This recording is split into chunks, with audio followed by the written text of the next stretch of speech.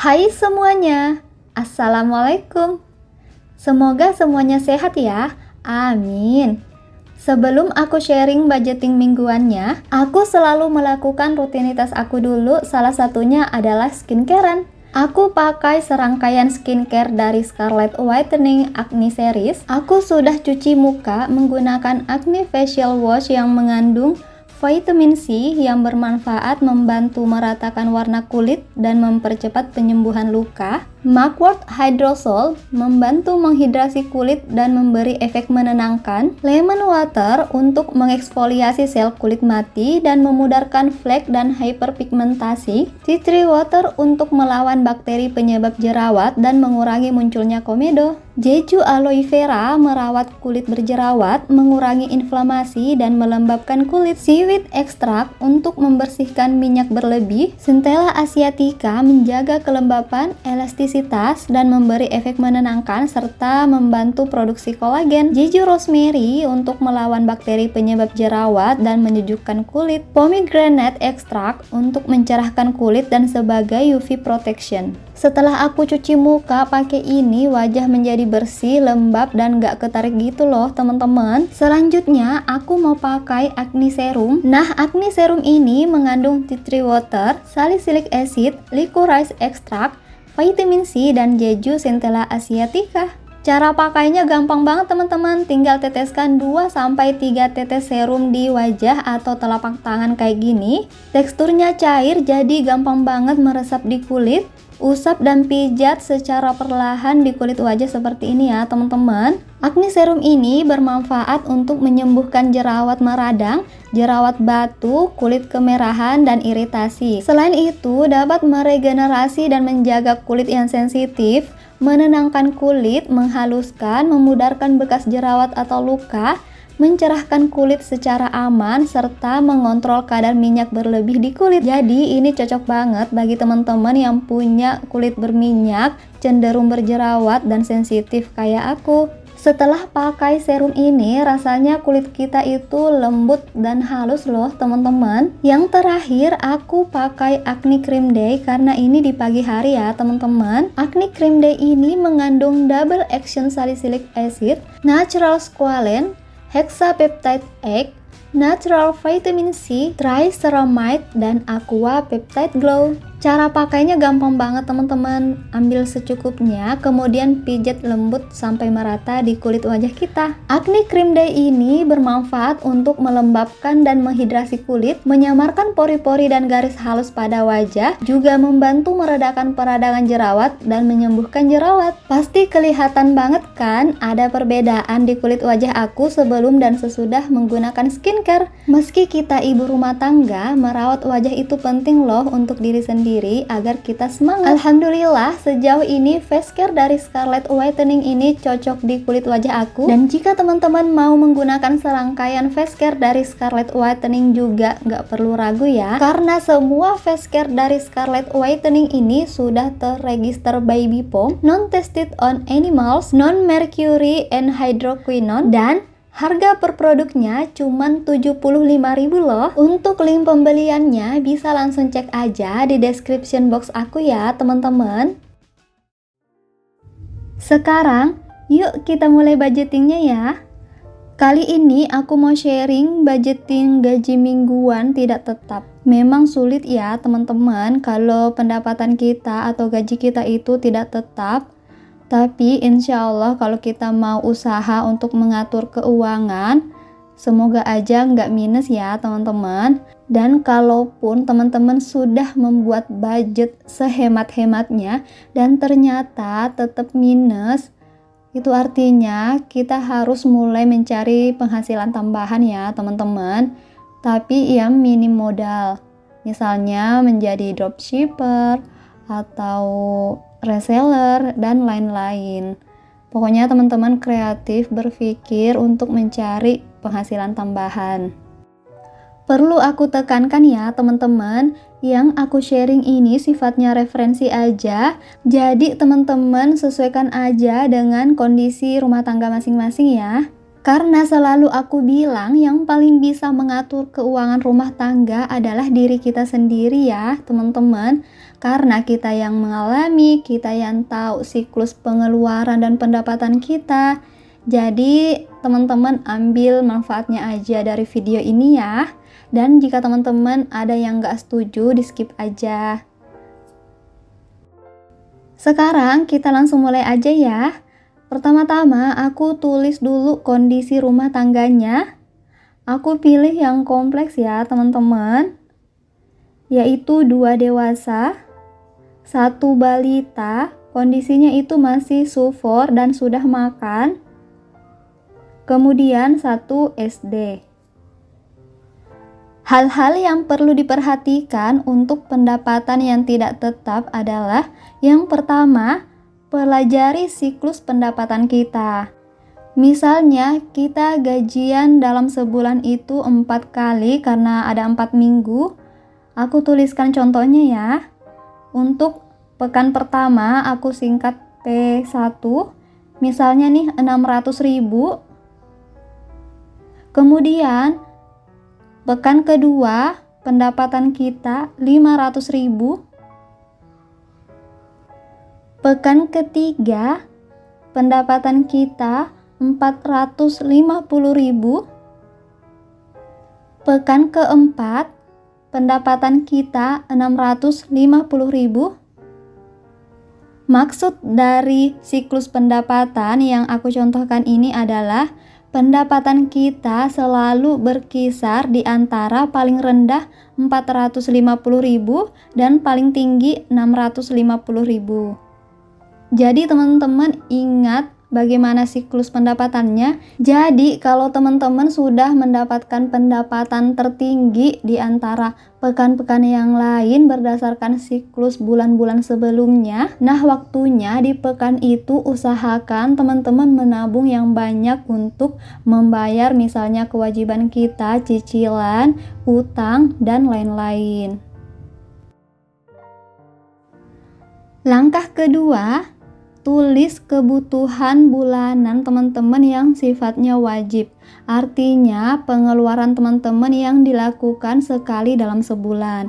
Misalnya cicilan atau utang atau mau kasih ke orang tua. Ini berdasarkan yang nge-DM aku ya teman-teman. Aku mix aja semuanya. Soalnya aku nggak bisa buatin satu-satu, jadi aku masukin yang ada cicilannya. Terus yang mau kasih ke orang tua juga ya. Jadi ini teman-teman kondisikan berdasarkan rumah tangga masing-masing aja. Ini hanyalah contoh ya. Yang ketiga, kita membuat budget setiap minggu sesuai gaji kita ya teman-teman. Jadi setiap gajian langsung buat budgetnya. Oke, aku contohkan untuk pekan yang pertama. Misalnya pendapatan kita 600.000. Nah, yang keempat, selalu membuat budget berdasarkan pendapatan kita ya teman-teman. Usahakan di bawah pendapatan kita supaya kita bisa menabung. Karena kita gajinya mingguan, otomatis kita juga harus belanjanya mingguan ya teman-teman. Kalau cara aku, yang pertama adalah kita listkan dulu makan kita sehari-hari. Misalnya untuk ikan, sayur, lain-lain. Nah, aku di sini selalu membuat budget harian dulu. Nanti kita kalikan 7 hari ya, supaya kita tahu detailnya untuk beli apa aja. Misalnya nih, ikan plus tahu tempe 20.000 sehari, sayur 7.000, lain-lain misalnya cabai, garam 5.000, totalnya 32.000 sehari dikali 7 hari sama dengan 224.000 ya teman-teman untuk belanja ikan, sayur, dan lain-lain. Kemudian untuk beras, aku budgetnya 70.000 untuk 1 pekan. Listrik, kita harus beli listrik per pekan juga ya teman-teman, yaitu 50.000. Susu 50.000 untuk 1 pekan. Paket data yang mingguan ya teman-teman, jadi beli yang mingguan ada kan 20.000. Gas LPG 21.000. Nah, ini berdasarkan harga di daerah aku ya teman-teman, jadi disesuaikan aja. Galon 12.000, minyak goreng 1 liter aja, karena minyak goreng mahal ya teman-teman, dan usahakan irit minyak goreng hanya untuk buat tumis-tumis aja kalau bisa. Pokoknya kita hematin yang bisa kita hemat ya teman-teman. Kemudian kebutuhan laundry, misalnya deterjen itu 15.000, beli ukuran yang sedang aja. Sabun mandi 5.000, pakai sabun mandi yang batangan aja ya. Supaya lebih hemat, pokoknya kita cari cara belanja yang hemat ya teman-teman, sesuai pendapatan kita. Pasta gigi beli juga yang ukuran kecil 5.000. Shampoo beli yang sachet aja Rp5.000. Sekarang kita hitung total belanjaan kita di kebutuhan pekan pertama. Totalnya yaitu Rp526.000 ya teman-teman. Sekarang kita harus menghitung sisa belanjaan kita di pekan pertama. Rumusnya income dikurang total belanjaan kita. Income kita di pekan pertama 600.000 dikurang total belanja 526.000 sama dengan 74.000 ya teman-teman. Nah, 74.000 ini kita kelola untuk ditabung.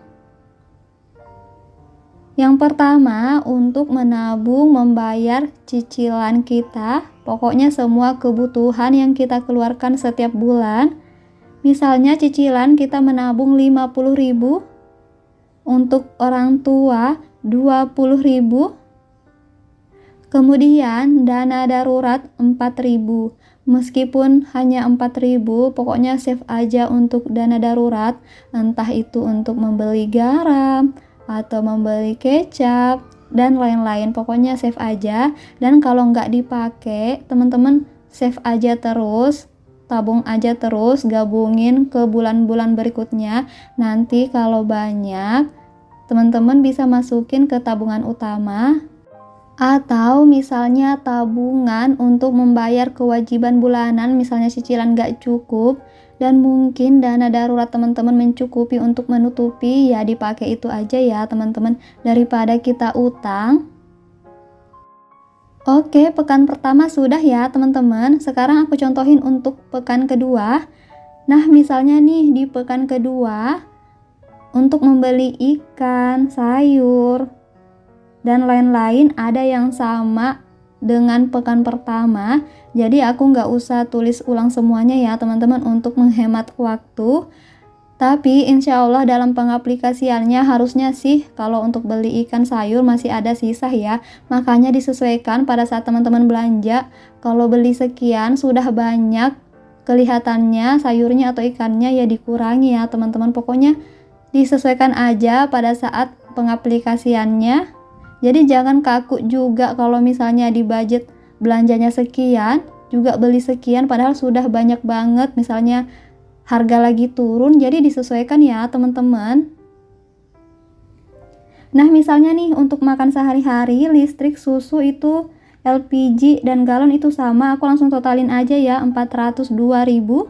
Nah, aku tulis yang berubah aja, misalnya beras untuk pekan kedua itu kita cuma beli 60.000 karena di pekan pertama masih ada sisa, makanya semua bahan makanan yang masih ada sisa di pekan pertama, berarti di pekan kedua kita kurangin belanjanya ya teman-teman. Berarti totalnya 462.000. Berarti sisa belanja pekan kedua, income kita 500.000 dikurang total belanja 462.000 sama dengan 38.000 ya teman-teman. Sama dengan pekan pertama, pokoknya yang sisa belanjaan itu kita tabung lagi. Misalnya nih di pekan kedua kita hanya bisa menabung untuk cicilan 33.000. Untuk orang tua kita nggak bisa nabung, jadi ditulis 0 aja. Kemudian dana darurat kita hanya bisa nabung 5.000. Untuk memudahkan kita agar tahu tabungan kita sudah sampai mana progresnya, apalagi untuk membayar kewajiban, misalnya cicilan. Nah, aku buatin contoh tabungannya kayak gini ya, teman-teman. Misalnya nih untuk cicilan, teman-teman tulis budget targetnya berapa, 200.000 seperti di awal. Kemudian nominal tabungan dan total tabungan. Nah, teman-teman nanti bisa tempelkan di amplop kalau teman-teman nggak punya ziplock. Jadi jangan sampai beli ya teman-teman kalau nggak ada budget. Pokoknya gunakan apa yang ada di rumah. Kalau ada amplop saja.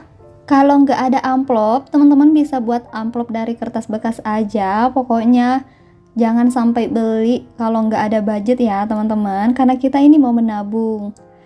Intinya ini hanyalah untuk memudahkan kita menabung supaya kita tahu tabungan untuk cicilan sudah berapa, kasih ke orang tua berapa. Nah, di sini ada 4 baris ke bawah ya teman-teman. Aku bakalan contohin gimana ngisi tabel tabungannya. Misalnya nih sesuai budget tadi, pekan pertama kita bisa menabung untuk cicilan 50.000 ya teman-teman. Nah, tulis di kolom nominal tabungan P1 artinya pekan 1 atau nomor 1 terserah teman-teman aja, 50.000. Berarti di kolom total tabungan kita tulis total tabungan kita sudah berapa ya. Nah, di sini baru 50.000. Kemudian kita bisa masukkan ke dalam ziplock keuangan atau ke amplop, pokoknya ke wadah tempat kita menabung ya teman-teman. Nah, kemudian tabungan untuk orang tua kita tulisnya di sini ya teman-teman. Nah, budget targetnya di awal yaitu 100.000. Sesuai budget tadi kita berhasil menabung 20.000. Jadi nominal tabungan isi P1 20.000. Di kolom total tabungan berarti sudah 20.000 ya teman-teman. Kita masukin lagi ke ziplocknya ya teman-teman, beserta tabel tabungannya. Selanjutnya untuk dana darurat. Nah, untuk dana darurat budget targetnya nggak ada ya teman-teman, karena kita menabung dari sisa tabungan untuk kebutuhan dan kewajiban kita. Sesuai budget kita tadi, dana darurat di pekan pertama Rp4.000. Total tabungan berarti sudah 4.000 ya teman-teman. Misalnya nih di pekan kedua tadi kita berhasil nabung Rp5.000. Berarti tulis di sini P2 5.000. Pokoknya setiap menabung teman-teman isi nominal tabungannya supaya kita tahu progresnya untuk mencapai target itu sudah sejauh mana ya teman-teman. Berarti total tabungannya di sini sudah 9.000 ya. Oh ya, aku saranin ya kalau misalnya untuk kasih ke orang tua, misalnya target kita tadi 100.000 ya di awal. Nah, misalnya pada akhirnya setelah kita menabung dan gak cukup 100.000, nah teman-teman bisa memberikan orang tua dalam bentuk barang aja, misalnya kebutuhan dapur, misalnya minyak 2 liter, gula, dan lain-lain. Insya Allah orang tua kita bakalan seneng juga ya teman-teman. Orang tua juga pasti mengerti dengan kondisi keuangan kita. Dan kalau misalnya cicilannya sudah lunas, usahakan gak usah nyicil lagi ya teman-teman. Usahakan nabung dulu untuk membeli sesuatu. Oke teman-teman, video kali ini cukup sampai di sini. Semoga bermanfaat ya. Wassalamualaikum.